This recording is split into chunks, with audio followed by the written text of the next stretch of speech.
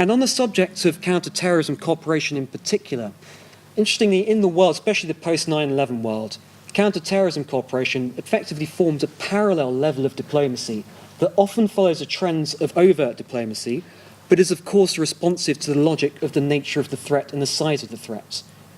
A very cursory glance at the roots, and of course, as we've heard from both the first two speakers, the sheer scale of the infrastructure construction means that the scale increases the number of fixed targets. As we've heard about, the likelihood of actually meeting the deadlines means that there will be a permanent series of targets across an extremely long stretch of land. Counter-terrorism cooperation will inevitably deepen because of the increased nature of the vulnerabilities of the investments these respective governments, and mainly the Chinese, are putting in. Now, I want to round off very quickly with a different approach to looking at the security implications. We've looked at the local, and I think for all governments around the world, including ours, including the US, security calculations really do boil down to two parallel sets of calculations, one of which tends to relate to counter-terrorism, to militancy, the other to classic interstate diplomacy. And I want to end with the interstate diplomacy consequences of deepening bilateral ties and interdependencies between Pakistan and China. Not the creation of a new alliance, but the deepening of an existing alliance. And that's why I don't think the implications for regional security are quite as great as you might think if you just look at the numbers. And I want to bring up something which is actually very important, which is the Shanghai Cooperation Organization. Very important. I didn't realize, because I've been in Ukraine land for this time, that in July last year, at the summit of the Shanghai Cooperation Organization, India and Pakistan began the process of upgrading their observer status to membership. Now, I think the Shanghai Cooperation Organization is still a relatively misunderstood, I think, entity as far as the West is concerned. There's a lot of literature that demonizes it and says, well, it's a NATO, it's the West and the rest. They're banding together against us. I think that's rubbish. I think it's obviously, given its name, something that brings countries in the region around China's orbit. But since its inception, it's still very new. 1996 is its, I think, its inception. It's really had a sort of a twin engine, China and Russia. And the bifurcation, broadly speaking, has been, of course, Russia has had the hard security power. It's a nuclear armed power, massive army, much further, I think, down the road of advancement 10, 20 years ago. And China was, of course, the economic powerhouse, and China did the development side of things. So if India and Pakistan do join the SCO, what will happen? Well, I think one thing that happens is that the Russians have backed the Indians, the Chinese have backed the Pakistanis. It's actually quite a good thing, because the SCO has based a lot of its work around counter-terrorism cooperation anyway, admittedly very self-serving to the Chinese and to the Russians, because after the Soviet Union, the separatist movements that took root, of course, in the Central Asian republics that were then newly formed, and the worry, especially from the Chinese, that the Central Asian republics would export, for example, the Islamic movement of Uzbekistan, for example, its links to Xinjiang separatists, export that separatist mentality. There's, of course, Uzbeks and others who have been found in Afghanistan on a regular basis. That sense of the global jihadists to the threat and linking the Xinjiang separatists more directly into the global network and movement of hardcore jihadists. But I think in terms of regional balance of power, the SCO sometimes has to persuade itself that it is simply not a clearinghouse for gas deals. It can, as anybody who's ever been involved in multilateral diplomacy, and I say this having been involved with the OSCE, sometimes these multilateral endeavours are just so unwieldy that they don't actually seem to, in terms of their direct mission statement, if you like, ever do anything. But they are forums in which the finance ministers, the security ministers, intelligence chiefs meet on a regular basis. And I think there is a lot of competitiveness, there's a lot of outbidding in this region because of the nature of the borders, the nature of the resource arrangements, the possibilities of different energy flows. I actually think it's a very good thing that India and Pakistan would be both brought into the SCO. I think it's a good thing because it brings Chinese potentially, and certainly Russian pressure to bear on such issues as Kashmir, on such issues as India and Pakistan having to cooperate to at least some extent in the various endeavours that they're, either by implication or by design, involved in.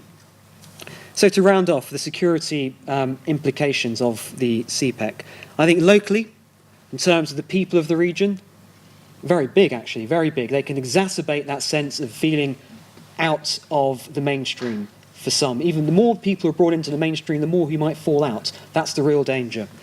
And I think regionally, I think there are a lot of gains to be had, and I think the actual consequences won't be as great because the China-Pakistan alliance, although not codified, has been a reality in the region for a very long time already. I actually think the SCO and its expansion is probably the trend to watch there. So I'll round off there. Thanks. Thank you very much for the stimulating presentation. Is there any one burning question? I'll take it. Yes. Tom Deegan, Asian Affairs. I wonder if, for consideration, the fact that Gilgit-Baltistan, through which this corridor will run, officially it is a part of India, and Pakistan occupies it illegally, according to the United Nations. And I wonder if the issue itself will ever come before the United Nations to discuss the legality of it. Okay, so what you said is technically not true. Now, so, and when we ever go down the Kashmir rabbit hole, it is a rabbit hole, but here's the nuts and bolts of what went down. If you look at the Indian Independence Act of 1947, it says that the princely states were allowed to choose which dominion they were going to join. They were impressed upon them that they have no advantages to remaining independent.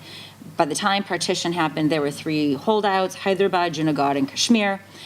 We know the history. After a police action, India took Hyderabad. Hyderabad wanted to remain independent. Junagadh signed an instrument of accession to join Pakistan. Junagadh was right in India. India eventually secured Junagadh. Kashmir was the holdout. The Maharaja of Kashmir had a standstill agreement with Pakistan, which meant they were not to invade. Pakistan did invade. They were not non-state actors. The best work on this was done by Shuja Nawaz, the brother of Asif Nawaz, an army chief. That Pakistan-backed incursion resulted in the first war of 47-48. UN Security Council Resolution 47, passed in 1948, held the following: that Pakistan was supposed to demilitarize. Subject to that happening, India was also to demilitarize, allowing it to keep a defensive posture. And then upon the subsequent satisfaction of that taking place, there was supposed to be a plebiscite. Nowhere in that does that say that Pakistan... Now, the Indians will say we have an instrument of accession. And technically, that entitles India to Gilgit-Baltistan. Only India, for perhaps bargaining purposes, some within the BJP, but no one of any consequence, has said that they really want to prosecute that demand. India is basically territorially status quo. It wants to finalize the line of control into the international border. From my point of view, the territory was already ceded to China. It's not going to be unceded. The United Nations has no interest in this, despite Pakistan's shenanigans to get the United Nations interested in this. If I were India, I would actually take advantage of this to actually relinquish the demands to Gilgit-Baltistan in exchange for Pakistan to recognize the LOC as the international border. I actually see this as an opportunity for India to use leverage to basically turn India's desire for the status quo into the legal reality. And I'm happy to engage further with in the discussions about Chinese investments. So, kind of generally speaking, I think if we look at the China-Pakistan economic corridor, it's nothing particularly new. China has been doing similar things across the world now. Africa has been the most notable location. We've seen infrastructure projects being done by China with sort of being discussed and analyzed in Africa for quite a long time. And, you know, China's involved in many other countries now. We're talking about Chinese energy investments and infrastructure investments in the UK now. So there's this dimension. There's nothing particularly new, I think, about what China is doing there. And why? Because Chinese enterprises do exhibit strengths in the infrastructure sector. I think we should say that. They are known for their low cost. They can kind of provide low cost, efficient construction of infrastructure by bringing in usually their own workers from China. Is this considered efficient? It is most of the time, or often when they do these projects, they're the cheapest bidder, and that makes them attractive.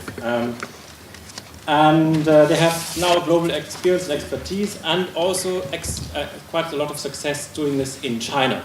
Okay, so generally one could be quite optimistic in a certain way about these infrastructure projects. And China is institutionalizing this now in sort of the Belt and Road Initiative, the Asian Infrastructure Investment Bank, and China's own development banks also providing loans to all kinds of foreign projects.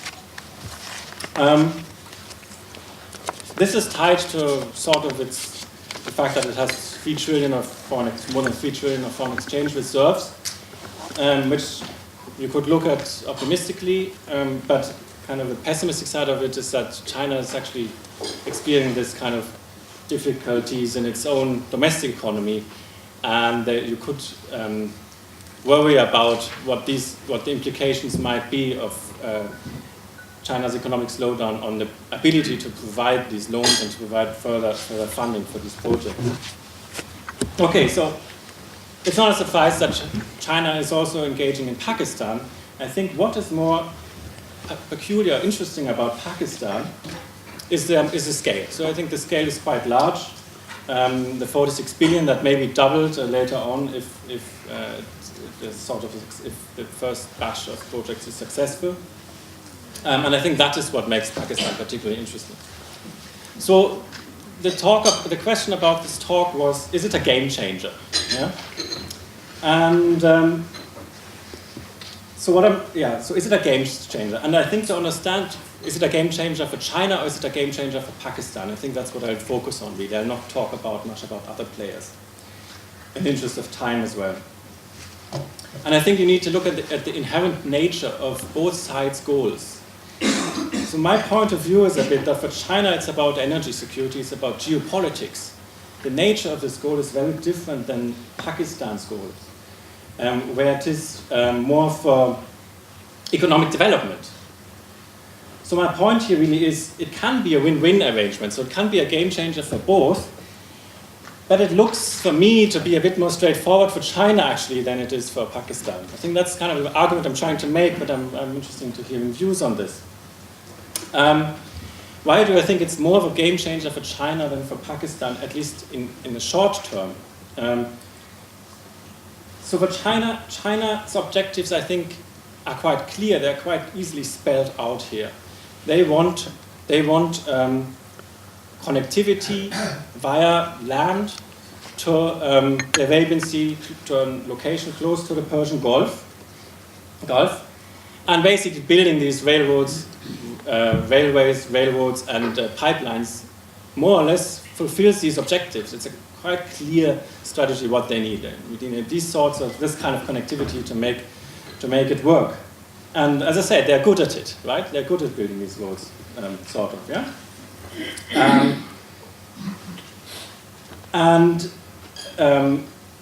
So what it means for China is building a 3,000 kilometer stretch of infrastructure. And we see progress with it. In the Gwadar port, we see the projects already being launched. I think that was talked about when I came in. So there is progress on making these projects work. And if this connection to the Arabian Sea is being fulfilled, I think China can say it has an alternative route of transportation from going through the Malacca Straits, where transportation can still be blocked in the situations when there's a crisis, when there's a dispute with the United States. And then it has now a very, very viable, a quite viable alternative route. It may not be cheaper overland, transportation over land is complex, and still the resources have to go from Xinjiang to the east of China, but it is a viable alternative. And this has geopolitical meaning then for China, and is very important for its resource security. So I see that as relatively feasible. There are, of course, certain difficulties, probably two kinds. You need to have a good relation with Pakistan, and that needs to be sustainable for the long term. Otherwise, you'll be cut off again if the relations deteriorate. But that looks quite optimistic. China and Pakistan have had long-term, traditionally good relations And they've reinforced these also in 2015 with kind of upgrading relationship to an all-weather strategic cooperation. The other, and that was mentioned, is internal security. Who will provide security for the railroads and for the whole infrastructure, both in terms of when it's constructed, so when the Chinese workers are there, and when it's being operated, so the transportation can be disrupted. So these are big challenges. Of course, they're also being addressed by putting in special security forces and so on who are supposed to protect these activities. So I think these challenges are rather technical. I mean, they're problematic, but they're, in my view, not so big as the challenges for Pakistan, because I think for Pakistan, in order to meet its objectives, it's dealing with something very complex, which is, you know, how can I make sure that a country or that Pakistan develops, which is it's a very complex phenomenon, economic development. Just because someone invests money doesn't mean you'll be successfully developing. A lot of money has gone into projects and development projects over decades, and often results are not achieved. So this is, I think, more difficult. Not sure how I'm on time, but there are benefits for economic development, of course, resulting from the China-Pakistan economic corridor. Getting rid of China's chronic energy shortages, a major bottleneck, a lot of money goes into that. Then infrastructure connectivity, of course, this being kind of modeled after China's own development model, which was emphasizing, or had emphasized in the past, construction of infrastructure, sort of the first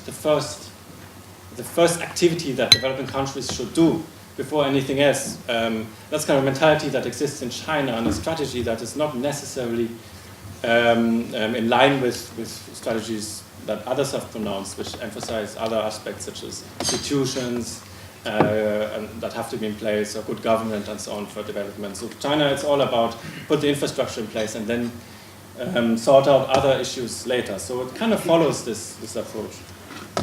And it'll enhance trade links, so one could hope that Pakistan could export more by having links into its interior, road and rail links.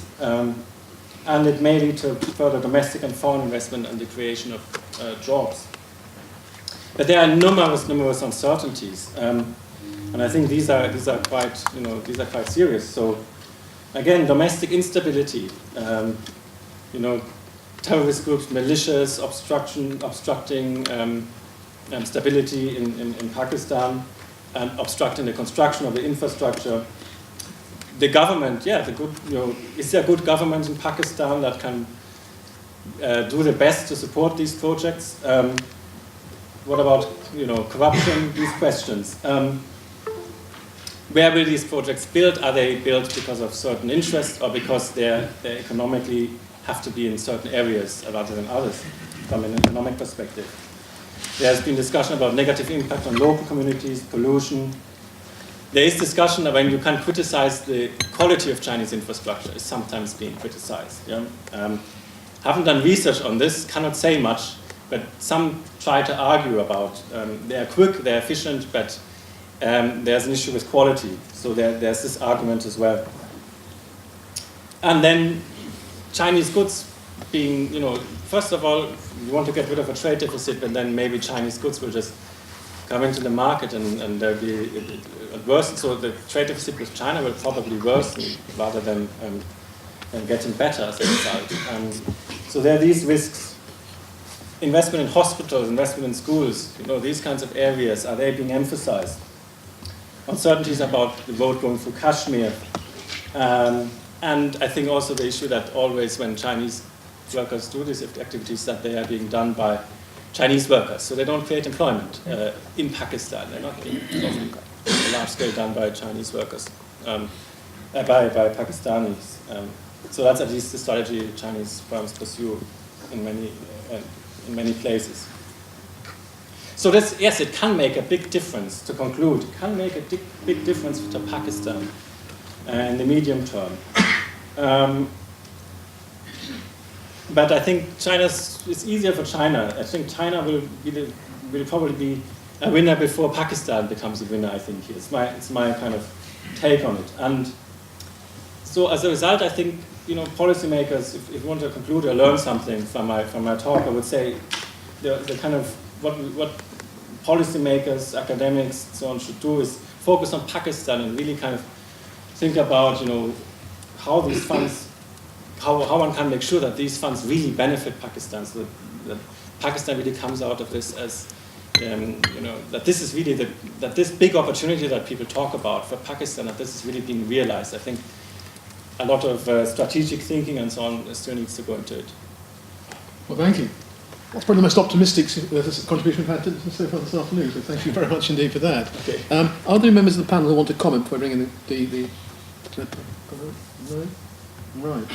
Yes. Well, I mean, I'll just add to that, which is that from the Pakistani point of view in terms of the economy, you always have to think about it in terms of opportunity costs. And one of the things that the other alternative, which Pakistan has been following for a very long time, which is to be at the periphery of a US Western-centric economic system, in which it is not done very well because of the idea that aid is tied to security, that FDI and investment in general has been severely limited by a distaste for the country and sort of worries about security concerns and things like that.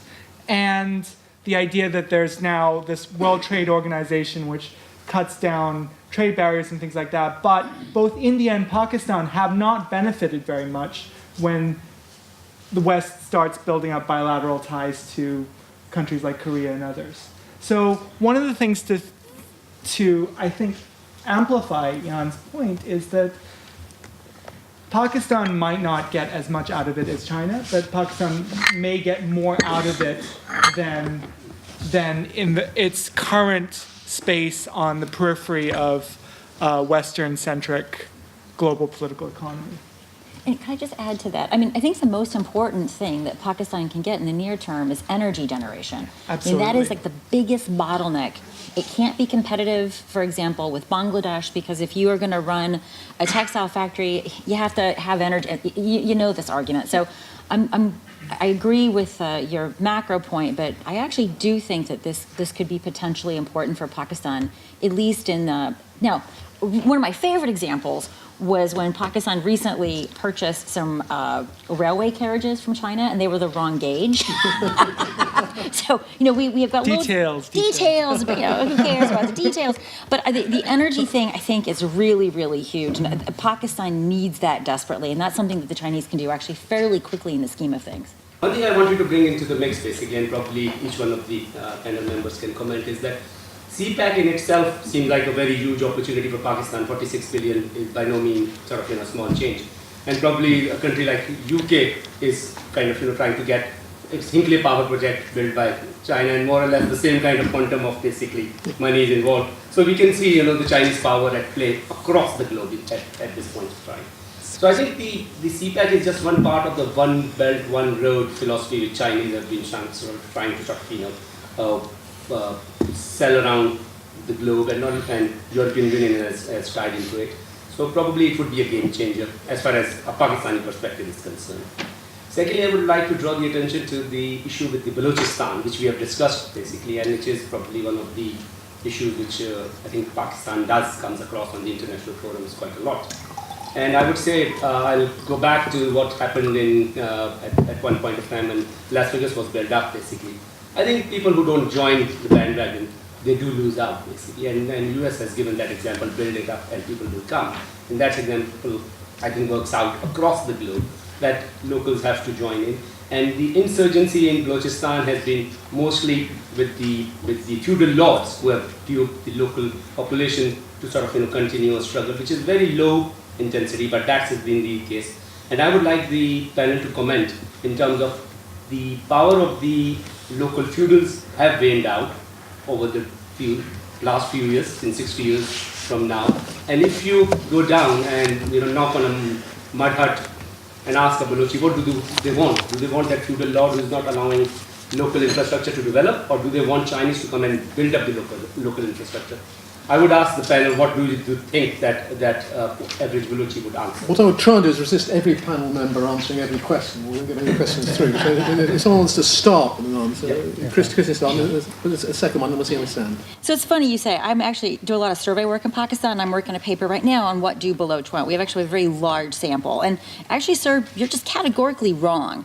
And I say that with about 4,000 Baloch respondents under my belt. This idea that this is a problem that's led by a bunch of cantankerous warlords is very much a status narrative that it's really flawed. I looked at, and these are using Pakistani statistics, by the way, whether we are looking at the percentage of Baloch versus Punjabis that use electricity in their home, whether you use wood or charcoal for cooking, Balochistan is the least developed province in the country, full stop.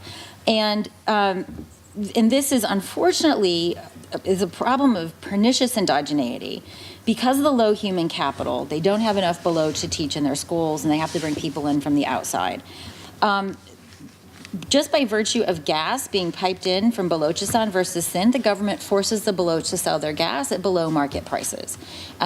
It is a fact that Balochistan produces, the gas that it produces, the majority of its gas is consumed outside of Balochistan. And the only time they get hookups is when a cantonment comes to the area. So this has nothing to do with cantankerous Sardars. This has everything to do with the extractive politics of the state, and the fact, and this also is how the state is organized, because Baloch represent, the entire province represents 5% of the population. So the real power in Pakistan lies in the National Assembly, right? So they are never going to have enough representation to redirect the resources towards that province, because that's the National Assembly is on proportionality. They have equal representation in the Senate, but the Senate has no power. So this idea that these are just a bunch of Sardars, stirring up rebellion really does violence to the systematic, recurring, extractive policies of the state and its compounding disadvantages that it has for this people. And rather than dealing with the distributional issues, what the state has chosen to do is at least 5 times use incredibly brutal force, and no one covers this. I mean, we don't even know how many Baloch have been killed or disappeared. And I have to say, as an American, I know for a fact that my weapons are being used to do this. By the way, we have laws that prohibit this, but because my country lacks testicularity, we're not enforcing the Leahy Amendment. So I really want to push back on that really inaccurate characterization of what's happening. And I know Adnan knows lots more about this than I do.